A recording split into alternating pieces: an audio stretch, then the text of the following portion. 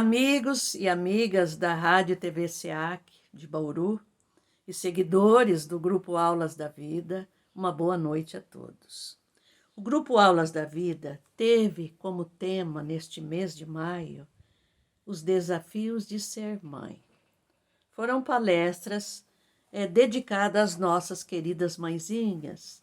E hoje eu encerro com vocês essas jornadas de palestras falando sobre o plural de maternidade. Antes, vamos fazer uma oração.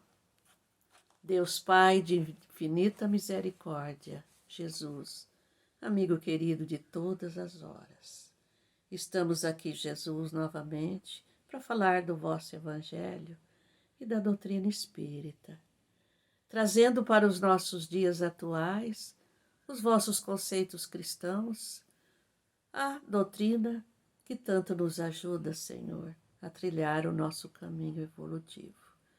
Eu peço humildemente que estejas presente aqui entre nós e que possas abençoar a cada um de nossos ouvintes, a toda a sua família. Assim seja. Bem, pessoal, Jesus, antes do seu martírio, já prevendo a hora do seu martírio, né? Reúne todos os seus apóstolos, todos os seus seguidores, seus discípulos, com a finalidade de prepará-los para levar o seu evangelho a outros povos. E eles assim o fizeram. Anos mais tarde, um judeu fariseu, um grande doutor da lei, chamado Paulo, se converte ao cristianismo. Paulo foi um grande propagador da Boa Nova de Cristo. Ele é considerado o maior apóstolo de Jesus entre os povos estrangeiros. Paulo ia de cidade em cidade, pregando, formando novas comunidades cristãs.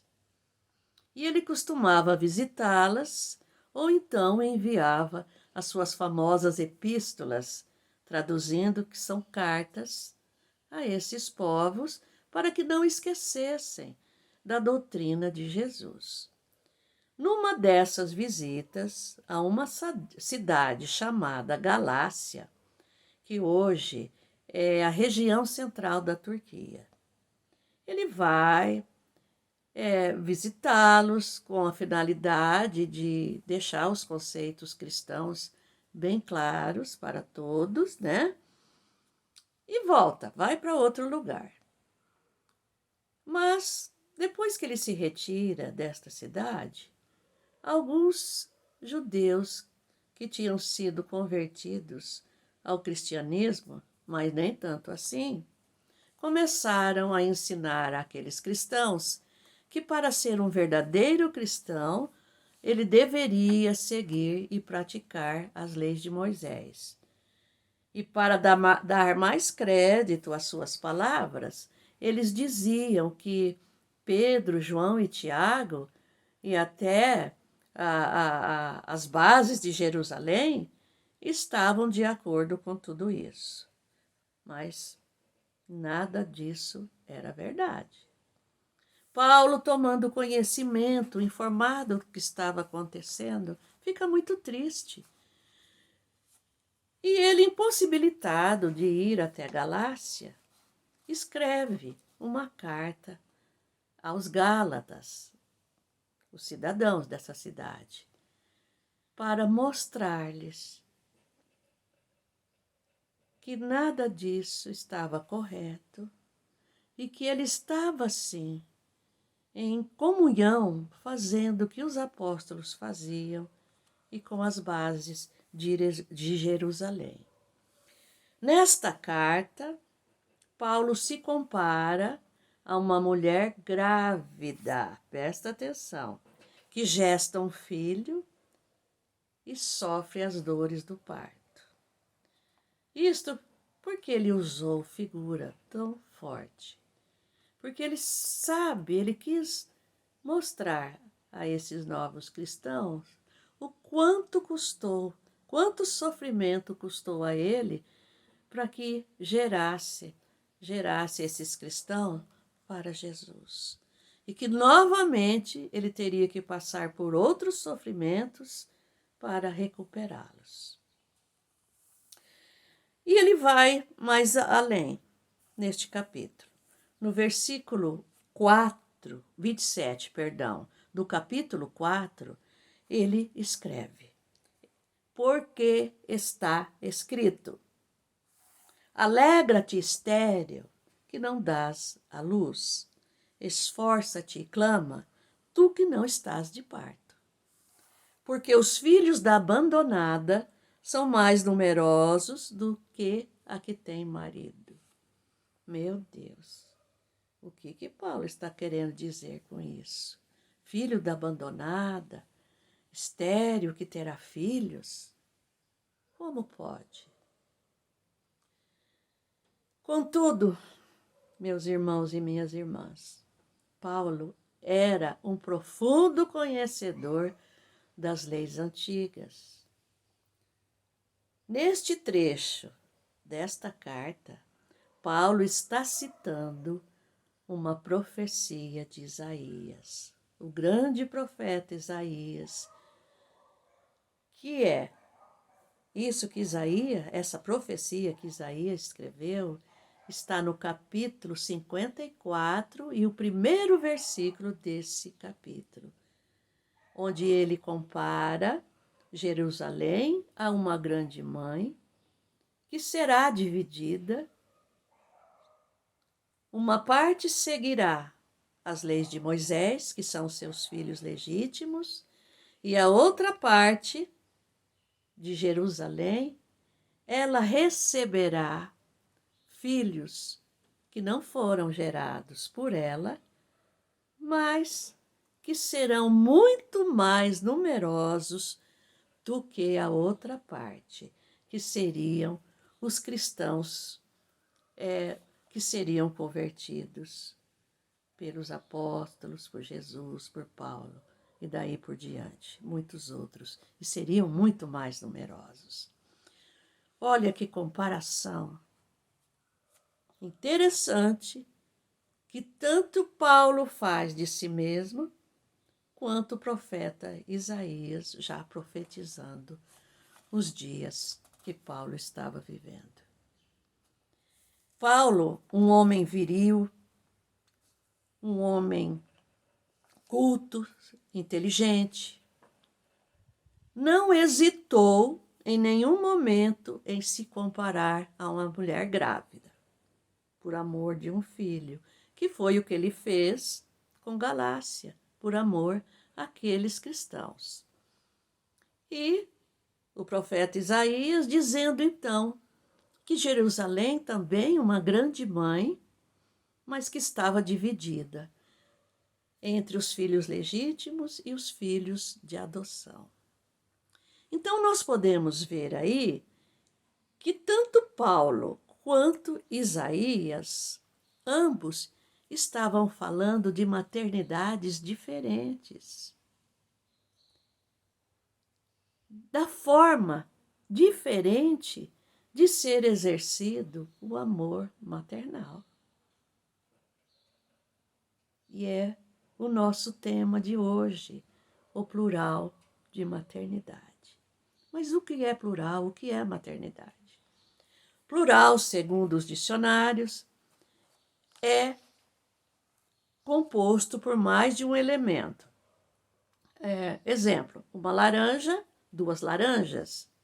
Ou então também pode ser diversos, vários, múltiplos. E maternidade é a qualidade de ser mãe que gera ou cria, educa, oferece carinho, amor e proteção a uma criança, exercendo o amor maternal. Então, o nosso título de hoje da palestra é o plural de maternidade. Nós podemos traduzir assim: é a qualidade de ser mãe de várias maneiras, doando seu amor maternal. Allan Kardec, no Livro dos Espíritos, na questão 890, já faz aos espíritos da codificação uma pergunta sobre esse amor maternal. Olha a pergunta dele.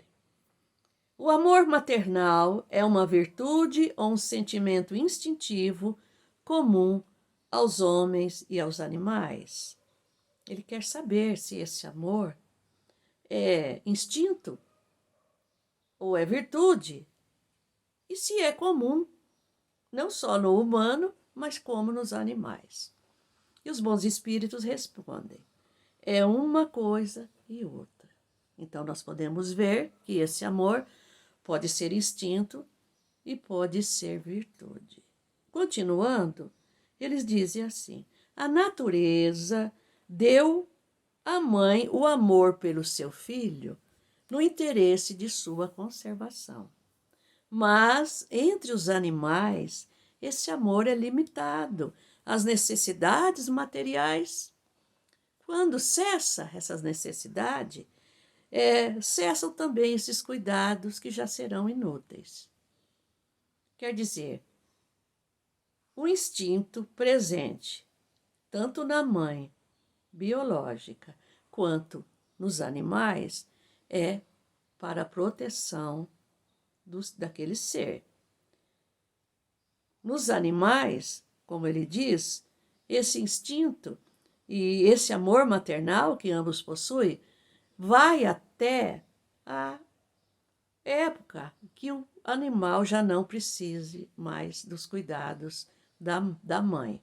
Então, cada um vai para o seu lado, que essa é a lei da natureza. Entre os homens, continuam eles, esse amor persiste por toda a vida e comporta um devotamento, uma abnegação que são da virtude. Sobrevive mesmo à morte e segue o filho além do túmulo. Olha que interessante. E eles dizem ainda: bem vedes que há nesse amor algo mais do que há no amor do animal. Mesmo que o amor do animal exista, que é esse amor maternal, mas ainda é mais forte o instinto. Cessou a necessidade dos cuidados, cada um vai para o seu lado, conforme eu falei. Enquanto que na mãe humana, esse amor persiste e vai por toda a vida. Vai além túmulo. Quer dizer, é por toda a eternidade. Então, essa é a diferença. A mãe e o animal possuem virtude e amor, enquanto que no animal, possui um instinto e o amor maternal. Enquanto que o animal, o instinto fala mais alto, mas existe um pouco do amor maternal. Enquanto que na mulher existe o amor maternal, existe também o instinto, e esse amor maternal é para sempre. A diferença do animal com o ser humano. A maternidade é a primeira experiência, meus amigos e minhas amigas, que todos nós, seres humanos, experimentamos aqui na Terra.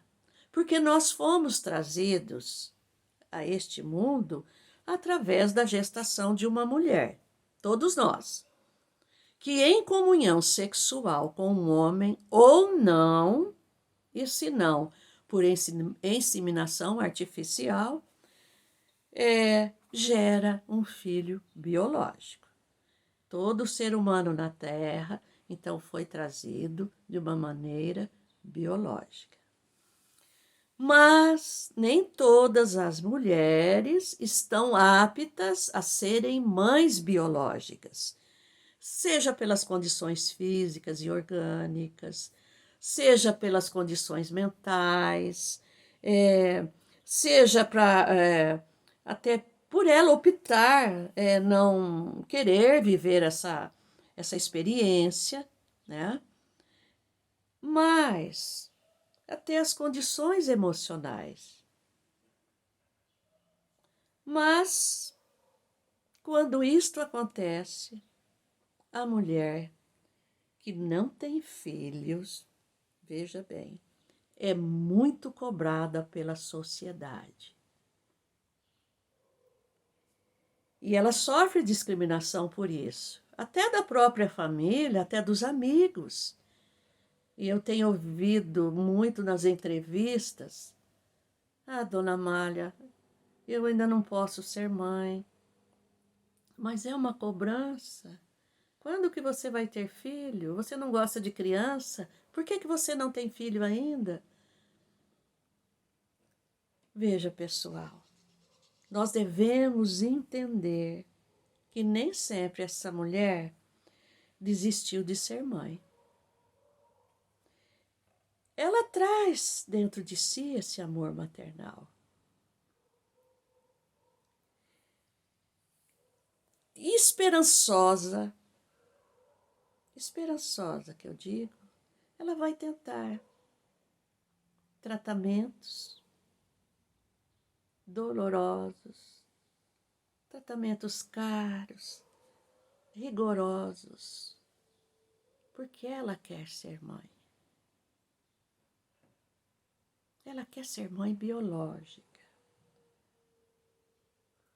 Sabe por quê? Porque ela ouviu lá atrás de muitas pessoas que a mãe verdadeira é a mãe biológica. Então ela se submete a tudo isso. E quando não dá certo, ela cria uma certa frustração dentro de si. Mas eu pergunto a vocês, isso não é um tremendo engano? É um tremendo engano. Porque, outra pergunta eu faço: será que o amor de uma mãe biológica é diferente, é maior do que uma mãe de adoção? É claro que não, meus amigos, é claro que não. E quem tem filhos adotivos sabe que não é assim. A minha família mesmo adotou filho, bem pequenino, 20 dias de nascido. Que alegria para nós, que amor por essa criatura. Que às vezes a gente achava até que os nossos pais amavam mais a essa criança do que a nós próprios, filhos legítimos, mas não era verdade. E nós também, nós amamos tanto essa criatura, talvez seja até um amor maior do que pelos próprios irmãos consanguíneos. Olha para você ver o exercício do amor maternal. Então eu digo a vocês que é claro que não. O amor maternal pode ser exercido por qualquer pessoa, porque ele não está no cérebro, ele está no espírito. Esse espírito que já consegue sentir esse amor maternal. Ele escolheu esse exercício do amor maternal, porque mãe verdadeira é aquela que cria, é aquela que cuida, aquela que educa, que molda o caráter daquele filho ou daquela filha e coloca-os na sociedade como pessoas de bem. Olha só a sutileza do amor maternal. E todos nós sabemos que de há muito tempo existe a maternidade de adoção. Recentemente, as leis brasileiras também reconhecem e dão amparo a outros modelos de maternidade, que nós chamamos, talvez Muitas pessoas nem nunca ouviram essas palavras que eu vou falar agora. Como nós chamamos as mães, maternidades socioafetivas, que eu vou explicar depois, e também a guarda avoenga. Avoenga é tudo que se diz respeito aos avós, sejam paternos ou maternos. Mas para a melhor compreensão de todos nós, eu vou definir uma por uma. A maternidade biológica, todos nós sabemos, é aquela que gera filhos biológicos, consanguíneos. A maternidade de adoção é aquela em que o filho, gerado por outra mulher, rompe os laços com essa família biológica, restando-lhe apenas os laços da filiação adotiva. Quem optar pela adoção deve ser maior de 18 anos e independente do estado civil. Não depende de estado civil para ser mãe adotiva. Pode ser solteira, casada, viúva, separada, divorciada. Sim, união estável, casal homoafetivo, masculino ou feminino, e mulheres trans. Todos podem requerer a maternidade de adoção, é garantido por lei. A maternidade socioafetiva é um pouquinho diferente da maternidade de adoção. Por quê? Enquanto na maternidade de adoção se rompe os laços biológicos com a família, a maternidade socioafetiva não necessita de romper os laços com a família,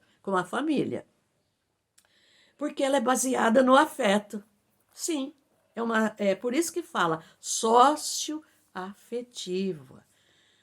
E perante a justiça, sim, já pode requerer esse tipo de maternidade, desde que a pessoa tenha acima de 18 anos e 16 anos de diferença entre ela e o pretenso filho.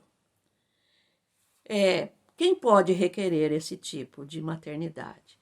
Avós, tias, madrinhas, madrastas, desde que for comprovado o desempenho legítimo dessas pessoas,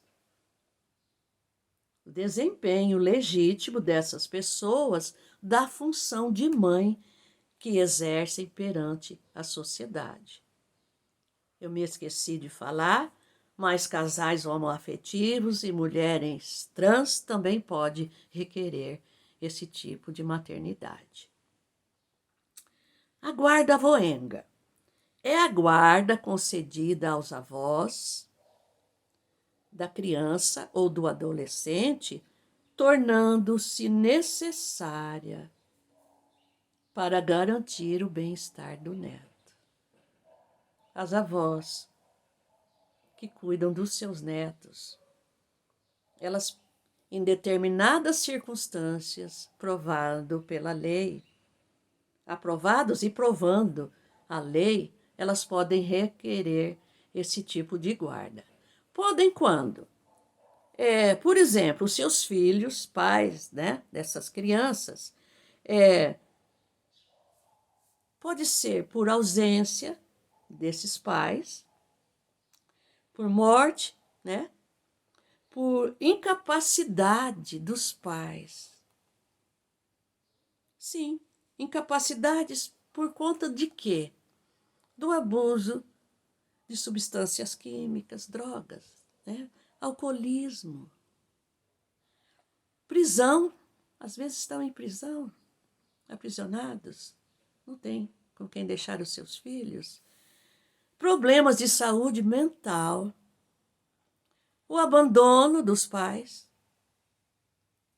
morte, já falei, e até conflitos familiares. Além desses tipos de maternidade, amparadas pelas leis, provando direitinho, são amparadas pelas leis brasileiras, há também no seio de famílias normais, unidas, as avós que cuidam dos seus netos enquanto as mães trabalham. Isso cresceu assustadoramente, gente. A avó cuidando de netos, seja por que motivo for. As tias que já são casadas ou solteiras, que tenham filhos ou não, elas já podem custear também as despesas de sobrinhos que têm pais, têm famílias, mas às vezes, pela condição financeira fraca, vamos dizer assim, né? Elas podem ajudar nesse custeio, principalmente na época escolar. Pais, esse amor maternal pode ser exercido por pais que se tornam verdadeiras mães, que nós chamamos de pães, quando perdem suas esposas, seja por morte, por abandono da família, seja por incapacidade mental, uma doença muito terrível que incapacita, né, a pessoa. Esses pais decidem criar os seus filhos sozinhos, sem a presença feminina. E olha que eu tenho ouvido histórias de pessoas que chegam e dizem: Dona Amália, nós somos órfãos desde pequenos. Nós somos em 4, 5, 3 irmãos. E o meu pai nunca se casou porque cuidou de nós.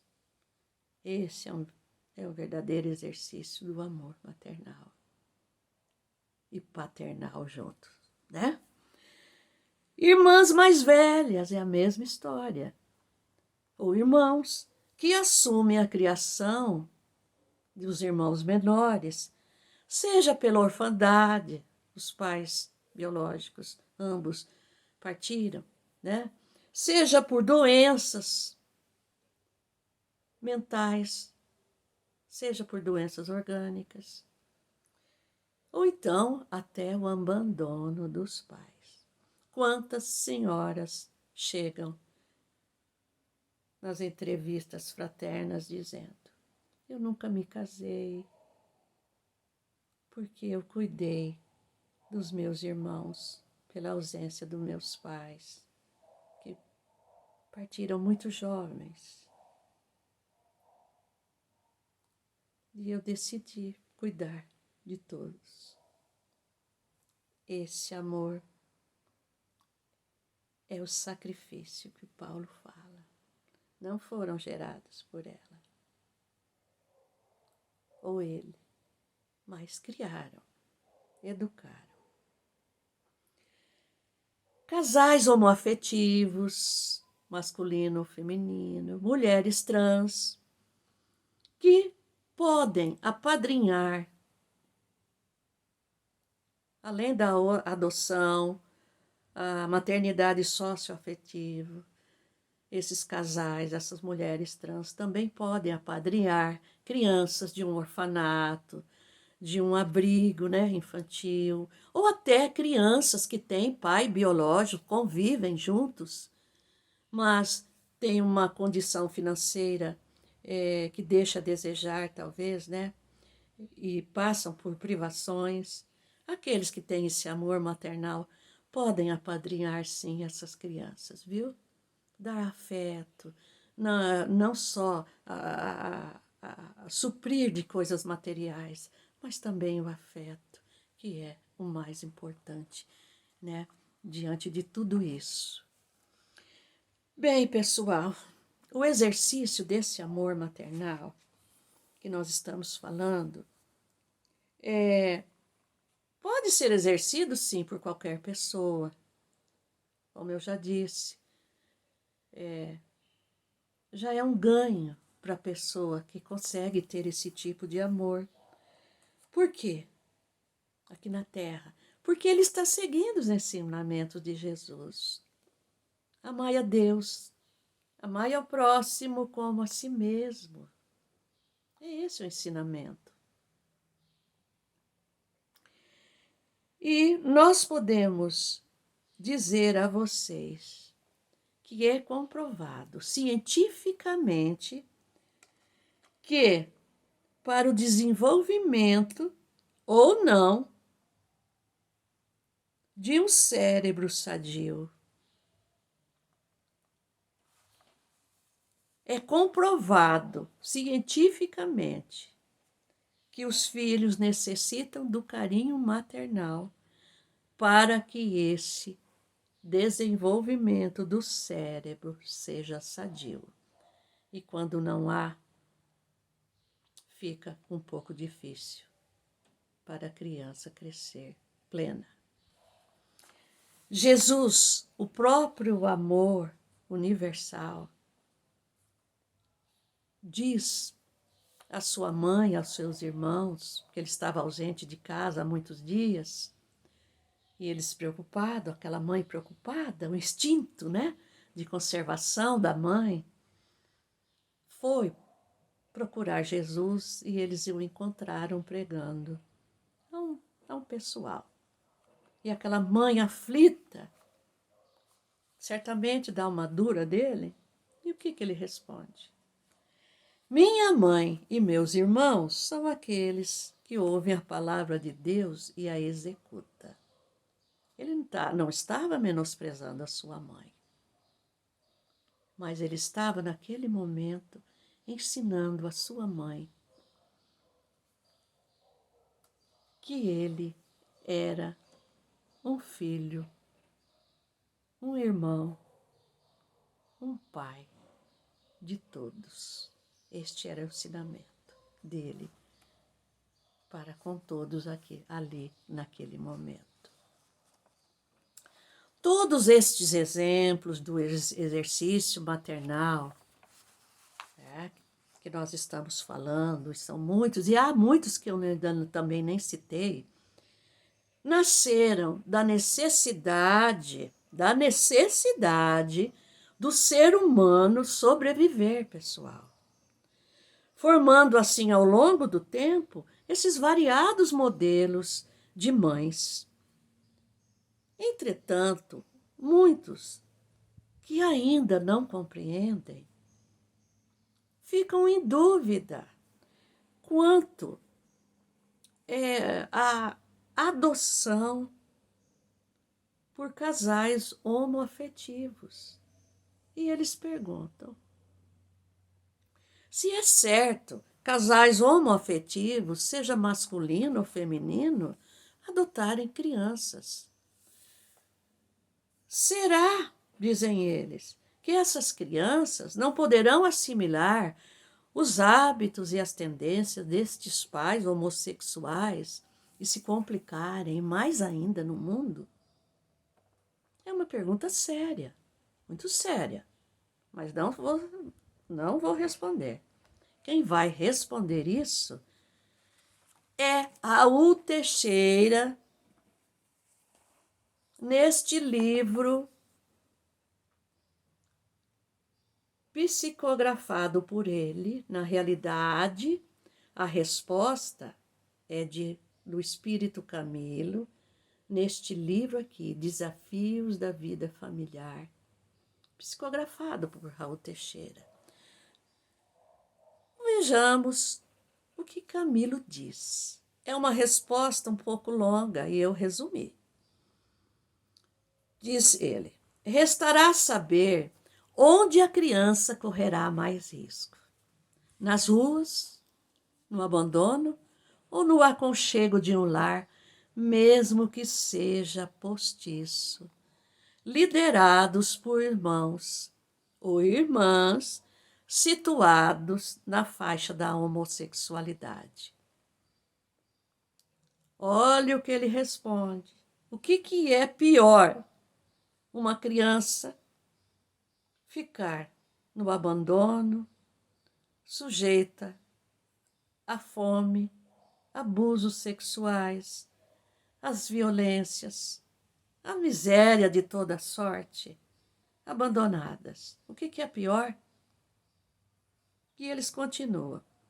Não devemos apelar para a fatalidade e supor que alguém agasalhado afetivamente por esses casais tenha que copiar-lhes todas as posturas. Ele fala para a gente não partir para esses tipos de pensamentos fatais. Não é bem assim. Lembremos que cada um de nós temos o nosso livre-arbítrio. Que essas crianças podem sim ser criadas com amor, com afeto, com cuidados extremados. E com certeza, e eu já vi e vejo ainda, muitos jovens que agradecem aos seus pais homoafetivos. Mas Camilo, muito sábio, faz um questionamento para todos nós. Preste atenção. Ele diz assim: como entender e explicar que filhos e filhas de pais heterossexuais, amados, instruídos, educados, se apresentem com tendências homoafetivas em alguma fase da vida e muitas vezes desde a infância? Como é que nós vamos explicar isso? Eu não sei. E creio que vocês também não sabem. Como um casal hétero que não ensinou nada disso para o seu filho ou filha e são homossexuais? Fica aí a pergunta. No Evangelho segundo o Espiritismo,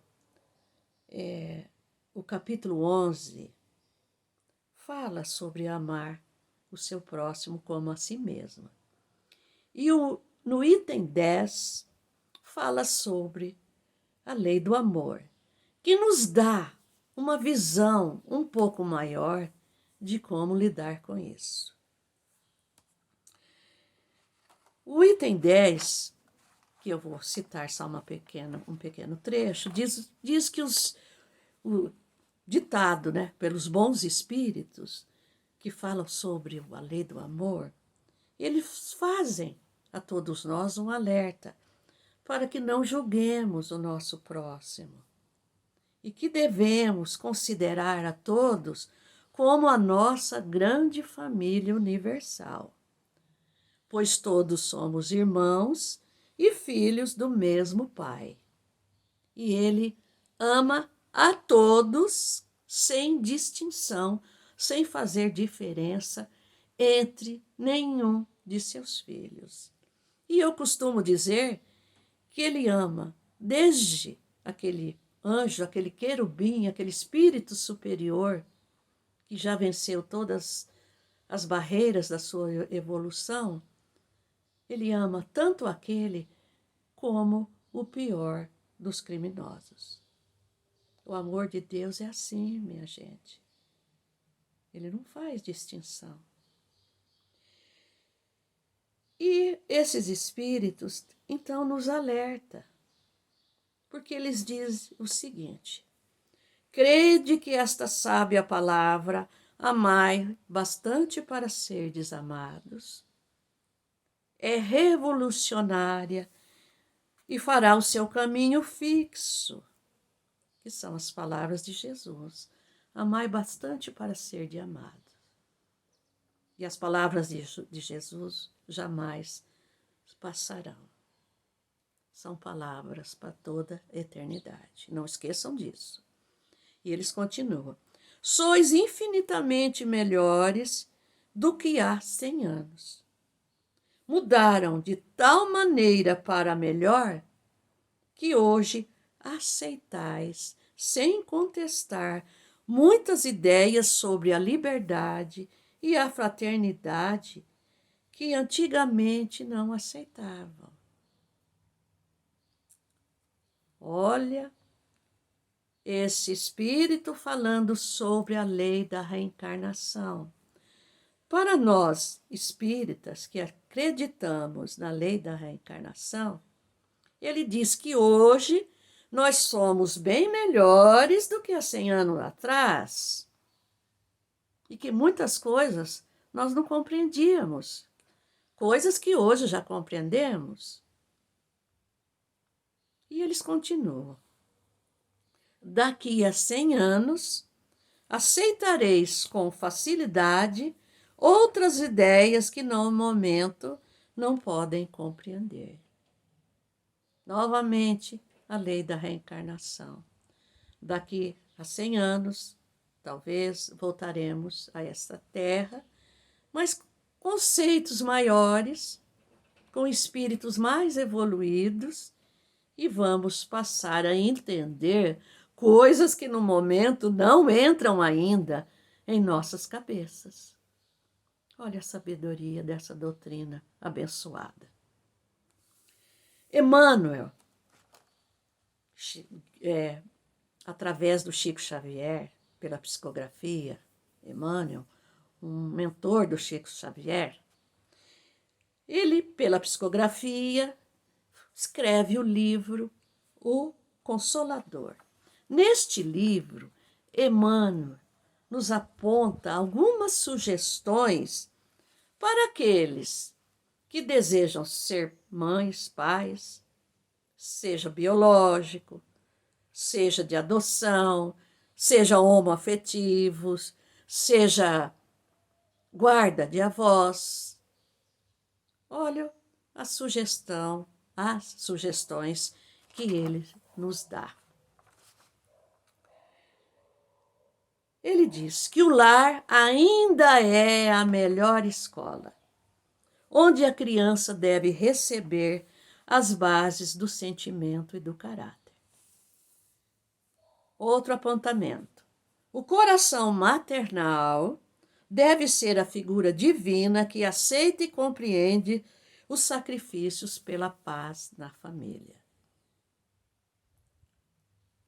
Preparar estes filhos desde a infância para o trabalho e as lutas que os esperam. E nós sabemos que este mundo é um mundo de luta. Preparemos nossos filhos para essas lutas. Criar o hábito do culto do Evangelho de Jesus no lar, pelo menos uma vez por semana, ensinando e exemplificando as verdades cristãs, que são a base de toda a educação. Ensinar aos seus filhos o amor a Deus, o amor a Jesus, o amor aos pais que lhe deram a vida, a condição de serem criados, e o amor a si mesmo. Jesus já dizia: amar a Deus, amar ao próximo, mas amar a si mesmo. Bom, pessoal, a doutrina espírita, como eu digo, ensina muitas coisas a todos nós. Um dos ensinamentos que eu aprendi na doutrina foi de que todos nós somos filhos adotivos aqui neste mundo. Sim, somos filhos dos nossos pais, mesmo sendo biológicos, nós somos filhos adotivos. Por quê? Os nossos pais biológicos não são nossos pais verdadeiros. Eles estão como pais, porque o nosso pai verdadeiro é Deus. Nossos pais sempre mudarão em cada reencarnação que tivermos aqui, ou até em outro planeta, quem sabe. Mas Deus será sempre o mesmo Pai. Não se esqueçam disso. Somos somos filhos adotivos também aqui na terra dos nossos pais biológicos. E encerrando o tema de hoje, eu quero lembrar a vocês todos e a mim também que Deus, nosso Pai legítimo, está perguntando a todos os instantes para nós: como você está cuidando do filho que eu te confiei? Como será que estamos cuidando dos nossos filhos? Bem, pessoal, aqui eu encerro a jornada de palestras de maio e convido vocês a estar conosco novamente na próxima quinta-feira, às 20 horas, pela Rádio TV SEAC de Bauru e também nossas redes sociais, porque o mês de junho trará um novo tema para estudarmos. E eu conto com a presença de todos vocês. Fiquem todos na paz de Jesus.